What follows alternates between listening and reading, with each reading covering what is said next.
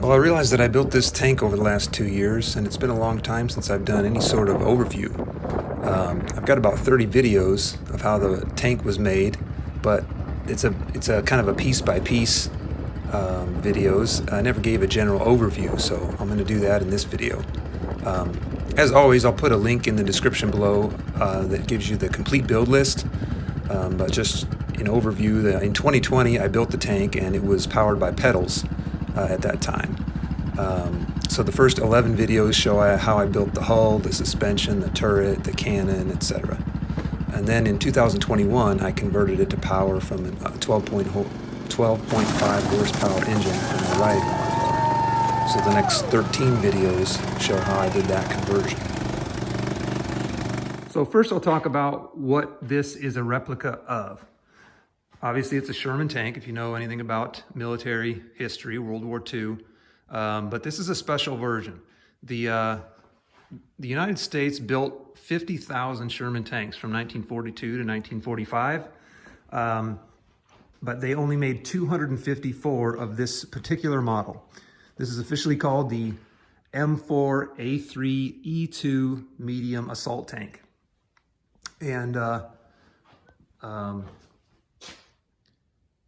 it was later referred to as Sherman Jumbo, but that might be a post-war name. I'm not really sure about that. But anyway, basically what they did was took a regular Sherman, which weighed around 33 tons, depending on what variant it was, might be a little more or less, but typically 33 tons.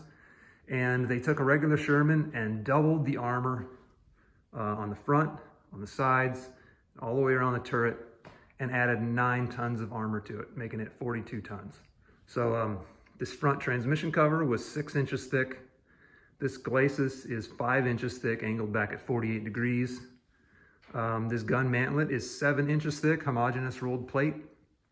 The turret sides are 6 inches thick all the way around, and the hull sides up here, the upper hull sides, are 3 inches thick. So this added weight, what else did they do to the tank to compensate for that? Oh, basically nothing. The Sherman was so overbuilt, the suspension was left completely unchanged.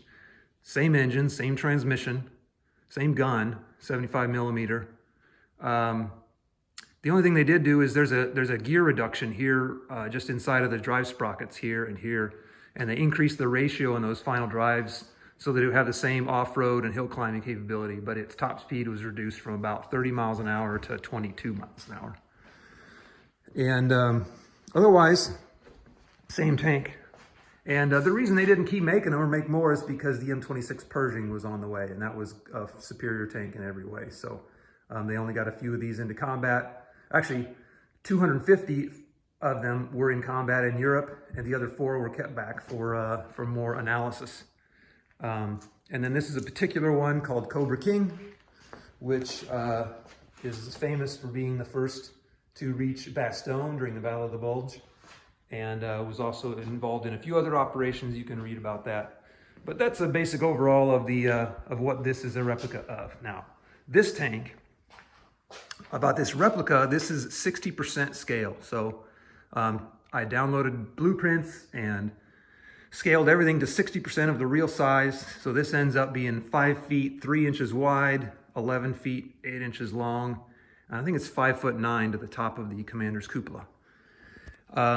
I got a 4-corner scale and weighed it before I put the engine in, when it was a pedal tank, and it weighed 856 pounds. With the engine now, it's probably around 1,000. I haven't weighed it with the engine in it.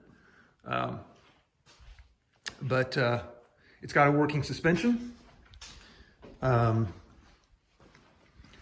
This works similar to the real one. If I can lift it, we'll see.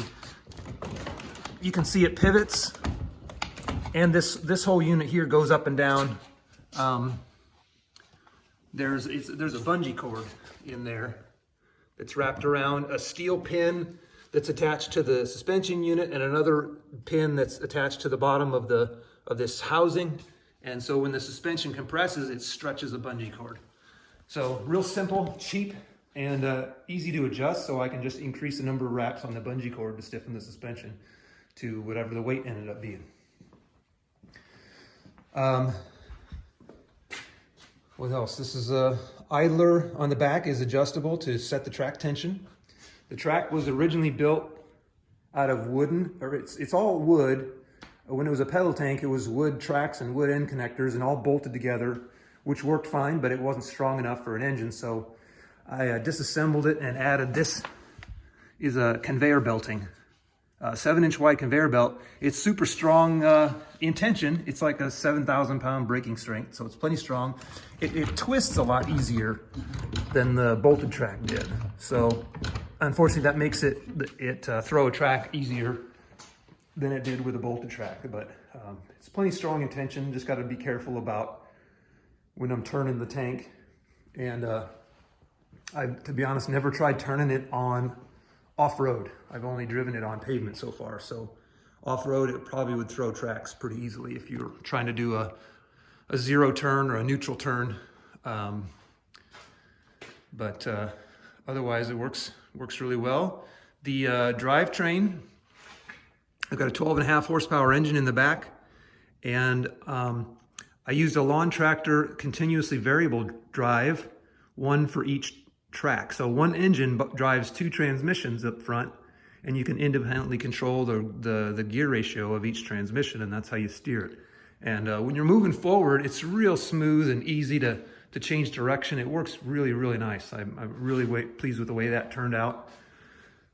You can do nice gentle turns without losing any power. You know, if you build a brake differential or a clutch brake even, the tank slows way down when you try to turn. This doesn't. It keeps on going because you're not using a brake to scrub off any power. You're actually just changing the ratio between the 2 tracks. So you're keeping 100% power as you're turning. So it really works smooth. And it's easy to control. There's not a lot of effort on the sticks because you're not applying brakes. You're just changing gear ratios. Pretty cool.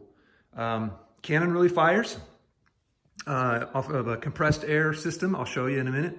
And I built 2, there's the whole machine gun here and the coaxial machine gun up here in the mantlet. Those were, I built a water gun system. It's not installed anymore, but I had a water gun system to shoot continuous stream water out of those for summertime water battles. So before I climb inside, maybe I'll show you the engine compartment.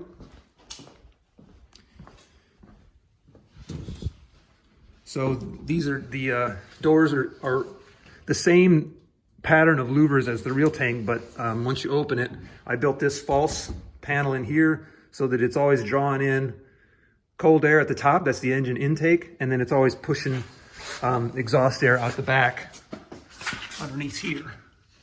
The mufflers are back there, and that's where it pushes out all of the air for cooling the engine. So I wanted air continuously flowing through the engine compartment. So that's what those 2 panels are for. It does have 2 gas tanks like the real Sherman. There's one filler over there and one over there. I only have one hooked up at the moment, but I could just run a T fitting and use both of them. But there's the engine, 12.5 horsepower, Briggs & Stratton. Little battery, pretty simple. And then there's the exhaust going up to 2 mufflers I've got in the back. Just like the real Sherman had 2 mufflers back here, so does this tank. This is a tank for storing compressed air to run the water gun system and the air balloon launcher, or it'll launch anything with a 2-inch diameter. So I'll show you that inside the tank. Okay, these 2 hatches in the hull really open, just like the real ones did. It's on a hinge that's angled, so it sits. I think the real ones had a stop. They sat about like that, but these sit like that. And I'll show you how I can install a periscope here, and it rotates just like the real ones did. So there's driver's hatch, co-driver or bow gunner's hatch, and then up on top, loader's hatch, and the commander's cupola with hatch on top. The loader's hatch is not to scale. All the other hatches are to scale. The loader's hatch is the same shape, but I made it a little bigger so it's easier to get in and out of. So the loader's hatch is really the only one I ever use to get in and out of the tank. You can see there's a gunner seat. I'll just climb down there, step on that.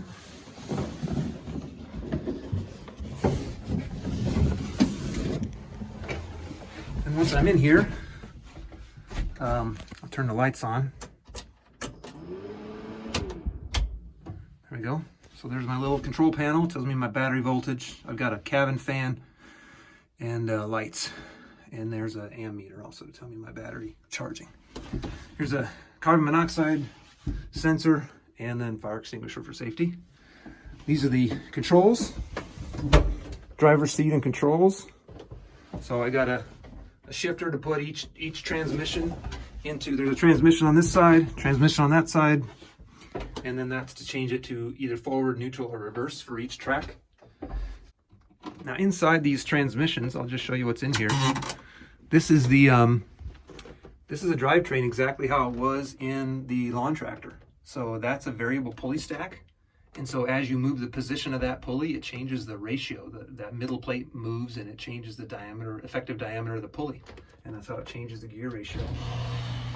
And that's the spindle, which is going, there's a pulley down at the bottom you can't see that's connected to the engine. And then this spindle drives the variable stack.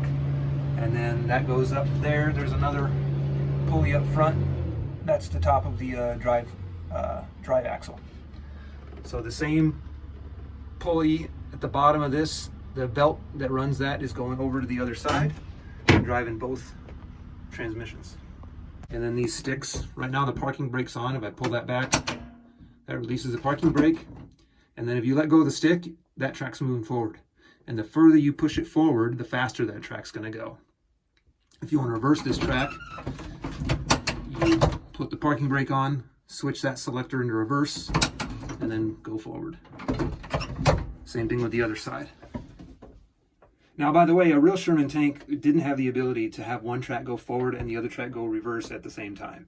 It had what was called a controlled differential. So it was much like this, where it could change the ratio between the two tracks, but it couldn't reverse one track and forward the other track at the same time. So this has some capability the real Sherman didn't. There's my throttle and choke for the engine. That key starts it up. Cabin fan, as I said. There's the inside of the bow machine gun. So I used to have a water gun attached to that. It's not installed at the moment. So that's the driver controls. Okay, so the driver obviously can't see very well. Now, when it was a pedal tank, the driver sat off to the left side. And so you were looking straight at this periscope in the hatch. But when I switched it to an engine, I had to make room for the transmission. So now the driver sits in the middle. So here's how the periscope works. This is a Kindle that's just in camera mode. And I put it in here. And when I push it up, it opens up a little trap door at the top. And I'll try to tighten this with one hand. Then I just clamp that in there. And now I'm looking outside the tank. I can swivel that to change my view. So the only problem is now if I'm looking straight ahead, then it's kind of, I have to look over to the side from the driver's seat in order to see the Kindle, which is my view straight ahead of the tank. And I could add a second one over here, or cell phone, anything you want. You know, this will adjust from about 2 inches wide out to about 4.5 inches wide. So any device that width that's got a camera at the top corner, like some phones have a camera kind of in the center. So Kindle has one way up in the corner, so it pokes out outside and you can see. So that's how you see from the driver's seat. But really, it's a pretty limited view. So what we actually do when we're driving this thing is have somebody outside the tank with a cell phone or a radio talking to the driver and telling them where to go, when to turn, that sort of thing. But this at least gives you some ability to see outside what you're doing, where you're going. Then we got up here in the turret. I don't have it turned on yet, but that is a Kindle that has a camera looking through a hole in the mantlet. And when I turn that Kindle on, there's a crosshair drawn on it, and you can just aim the gun and put those crosshairs on your target and fire. And it's pretty, I mean, for shooting water balloons, it's pretty accurate. At about 25 yards, I can hit a 2 foot by 2 foot target fairly consistently. So that's kind of how the aiming works. Here's the elevation. So I turn this crank, that's tilting the gun down or up again, and that's giving me my angle of elevation. So right now it's at about 10, 11 degrees. And then this is my crank to turn the turret. So the turret sits on 5 rollers.